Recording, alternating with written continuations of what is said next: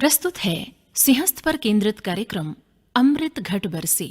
आज सुनिए अमृत घट बरसे की छठी कड़ी।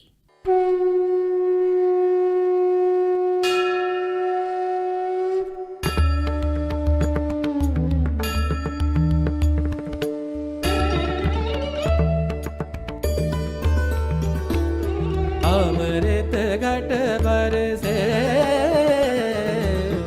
अमृत घट बरसे, सिंहस्थ पर उज्जैनी में क्षिप्रासत बरसे, अमृत घट बरसे, अमृत घट बरसे, अमृत घट बरसे। नमस्कार। सिंहस्थ पर केंद्रित इस विशेष कार्यक्रम में आज हम चर्चा करेंगे अमृतमयी क्षिप्रा की।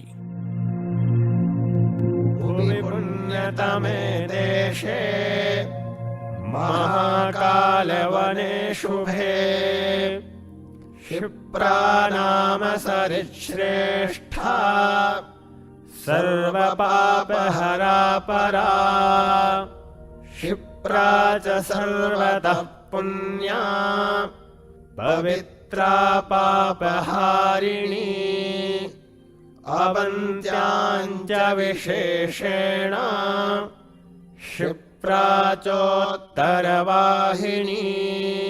पौराणिक कथाओं के अनुसार अमृत की खोज में देवताओं और दानवों ने समुद्र मंथन किया था। इस मंथन से 14 रत्न निकले थे, जिसमें एक अमृत घट भी था। मन्थानं मन्दरं कृत्वा नेत्रं कृत्वा च वासुकिम् ततो मथितुमारब्धा मैत्रेय तरसामृतम्। समुद्र मंथन से जब अमृत घट निकला तो उसके लिए देवताओं और दानवों में संघर्ष छिड़ गया। 12 दिनों तक चले इस लंबे संघर्ष के दौरान अमृत घट से 4 स्थानों पर अमृत की बूंदें छलकीं और इन स्थानों पर बहने वाली नदियां अमृतमयी हो गईं।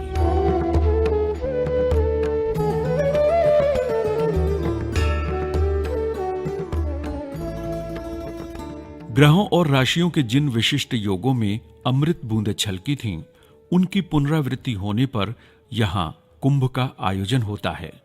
ये स्थान हैं हरिद्वार, प्रयाग, नासिक और उज्जैन।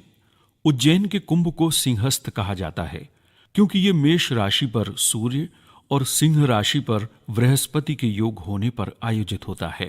मेष राशिं गते सूर्ये सिंह राशौ बृहस्पतौ उज्जयिन्यां भवेत् कुम्भः सदा मुक्तिप्रदायकः। सिंहस्थ सलिल स्नान है।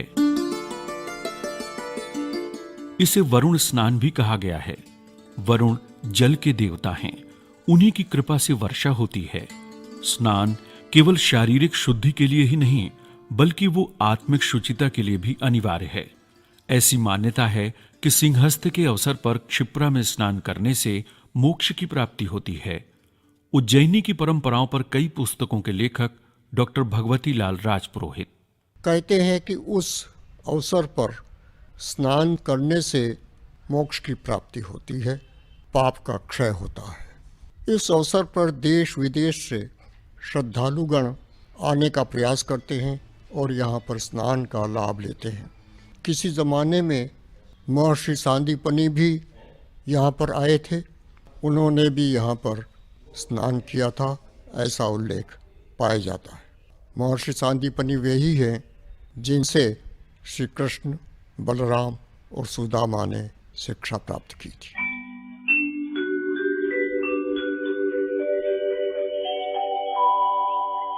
भारतीय ज्ञान परंपरा के अनुसार मानव शरीर अंग द्वार प्रधान है। मुख, 2 कान, 2 नासिका छिद्र, 2 नेत्र, गुदा और उपस्थ, ये 9 छिद्र हैं। संत कबीर ने इन्हें 10 द्वार कहा है। 10वां द्वार ब्रह्मांड है। इन सबकी पवित्रता के लिए वरुण स्नान आवश्यक माना गया है। वरुण स्नानों में सिंहस्थ के अवसर पर क्षिप्रा स्नान का विशिष्ट महत्व है। स्कंद पुराण के अनुसार ये मोक्ष प्राप्ति का श्रेष्ठ उपाय है। संस्कृति कर्मी चिन्मय मिश्र। जिसको हम मोक्ष कहते हैं, पर मोक्ष से ज्यादा वो एक तरीके से अपने आप को नया करना है। भारतीय आध्यात्मिक परंपरा में स्नान का बहुत महत्व है। इस नदी के किनारे इन सारे वार त्योहारों में जब हम जाते हैं, स्नान करते हैं, तो एक क्षण के लिए हम वहां खड़े होते हैं। वहां खड़े होकर के हमारे अपने जो मन के अंदर का जो पूरा एक पुराना जो रह जाता है, कहीं कोई कलुषित चीज कुछ रह जाती है, उसको एक अर्घ दे करके एक किस्म से हम प्रायश्चित करते हैं और अपनी आत्मा को और मजबूत बनाते हैं आगे बढ़ने के लिए। स्कंद पुराण में कहा गया है कि यहाँ सांसारिक प्रपंचों, व्यसनों, काम, क्रोध आदि मनोरोगों को छोड़कर ही स्नान किया जाना चाहिए। यहाँ शरीर से, मन से, वचन से पवित्र आचरण होने पर ही पुण्य लाभ मिलता है। आचार परमो धर्म सर्वधर्म परायणः स्वधर्म निरताश्चैव जितक्रोधा जितेन्द्रियाः। क्षिप्रा नदी सदियों से भारत की महान सांस्कृतिक स्वरूप की साक्षी रही है। ये चंबल नदी की सहायक नदी है। चंबल नदी को प्राचीन समय में चर्मणवती के नाम से जाना जाता था। मार्कंडेय पुराण में क्षिप्रा और चर्मणवती दोनों की ही चर्चा की गई है। इस विवरण के अनुसार चर्मणवती का उद्गम स्थल पारियात्र पर्वत है। इसे विंध्याचल पर्वत श्रेणी की एक शाखा माना गया है। स्कंद पुराण में कहा गया है कि क्षिप्रा उत्तरगामी है और वो उत्तर की ओर बहती हुई चंबल में मिल जाती है। क्षिप्रा को लेकर कई पुरा कथाएं प्रचलित हैं। किसी भी संस्कृति के मर्म को पहचानने के लिए उस संस्कृति की पुरा कथाओं को समझना जरूरी है। क्षिप्रा के संबंध में विभिन्न पौराणिक कथाएं इस पावन नदी के महत्व को निरूपित करती हैं। एक कथा के अनुसार अत्रि ऋषि, जिनकी तपस्या के प्रभाव से सोमदेव की उत्पत्ति हुई थी, उन्हीं ऋषि की आभा किरणों से जो जल उत्पन्न हुआ वो क्षिप्रा के रूप में बहने लगा। ऐसी बहुत सी कथाएं और भी हैं। जल मामलों के विशेषज्ञ और लेखक कृष्ण गोपाल व्यास। क्षिप्रा बहुत ही प्राचीन नदी मानी जाती है और ऐसा माना जाता है कि इसका जन्म जो है भगवान विष्णु का जो वाराह अवतार हुआ था, भगवान वाराह के हृदय से हुआ था। एक कथा ये है। दूसरी कथा ये है कि एक बार भगवान शंकर भिक्षा मांगते हुए विष्णु भगवान के पास पहुंचे और उनने अपना भिक्षा पात्र जो है भगवान की ओर बढ़ाया। ये जो भिक्षा पात्र था ये वास्तव में ब्रह्मा जी की खोपड़ी थी। उस खोपड़ी को देख करके भगवान विष्णु को अच्छा नहीं लगा। उनने उसकी तरफ उंगली उठाई। शंकर जी को बुरा लगा। उनने अपने त्रिशूल से उनकी उंगली काट दी। उंगली कटने से खून बहना शुरू हुआ और वो जो पात्र था वो भर गया। ऐसा माना जाता है कि उस खून से जो नदी निकली, जो धारा निकली, वही क्षिप्रा कहलाई।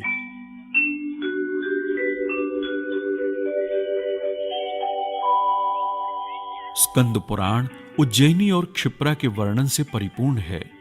भगवान कृष्ण, बलराम और सुदामा के गुरु महर्षि सांदीपनि का आश्रम क्षिप्रा के तट पर ही था। महाकवि कालिदास ने क्षिप्रा का काव्यमय उल्लेख करते हुए इसकी जलराशि और प्रवाह का अत्यंत सुंदर वर्णन किया है। दीर्घीकुर्वन् पटुमदकलं कोजितं सारसानाम् प्रत्यूषेषु स्फुटितकमलामोदमैत्रीकषायः यत्र स्त्रीणां हरति सुरतग्लानिमङ्गानुकूलः क्षिप्रावातः प्रियतमैव प्रार्थना चाटुकारः। कालिदास द्वारा वर्णित क्षिप्रा का ये भव्य रूप कुछ ही दशक पूर्व से विलुप्त होता चला गया। इसका जिम्मेदार और कोई नहीं बल्कि हम और हमारा समाज ही है।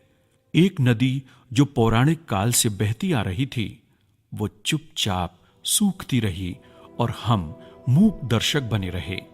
उज्जैन में एक समय क्षिप्रा के साथ नीलगंगा, सोमशिप्रा, गंधवती, मंदाकिनी और नव नदी जैसी जलधाराएं सतत प्रवाहमान रही हैं। इनके अब मात्र नाम ही बचे हैं। उज्जैन ही नहीं, संपूर्ण मालवा क्षेत्र की अधिकतर नदियां आज मौसमी रह गई हैं। बरसात के कुछ ही महीनों बाद ये सूखने लगती हैं। एक नदी तभी सूखती है जब भूजल स्तर नदी के तल के नीचे पहुंच जाता है। आप देखिए, गर्मी के दिनों में जो नदी सूखी होती है, वर्षा होने के बाद में कुछ पानी तो उसमें बाढ़ का बहता है और कुछ समय के बाद में जमीन के नीचे के जो स्रोत हैं वो उसे पानी देने लगते हैं। इसे हम और अच्छी तरह इस रूप में समझ सकते हैं कि जब बाढ़ खत्म हो जाती है, बरसात खत्म हो जाती है, तब भी नदियों में पानी बहता है।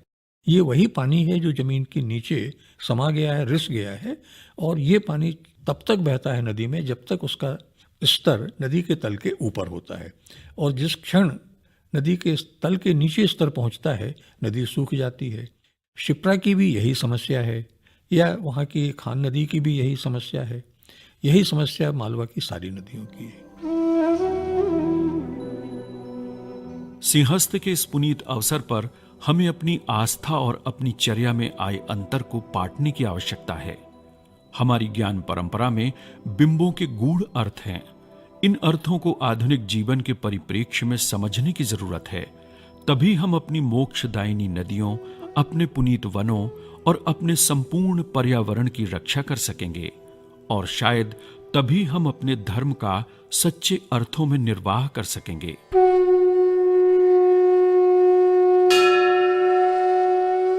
अगले भाग में हम चर्चा करेंगे मध्य प्रदेश शासन के उस भगीरथी प्रयास की जिसके कारण क्षिप्रा को एक बार फिर अविरल नदी का रूप प्राप्त हुआ।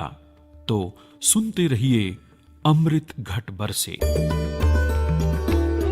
अमृत घट बरसे, अमृत घट बरसे, सिंहस्थ पर उज्जैनी में क्षिप्रासत बरसे, अमृत घट बरसे। अमृत घट बरसे। अभी आप इस कार्यक्रम की छठी कड़ी सुन रहे थे। वाचक डॉक्टर अरविंद सोनी, लेखक एवं प्रस्तुतकर्ता राकेश ढोंडियाल, और परिकल्पना थी अनवार अहमद खान।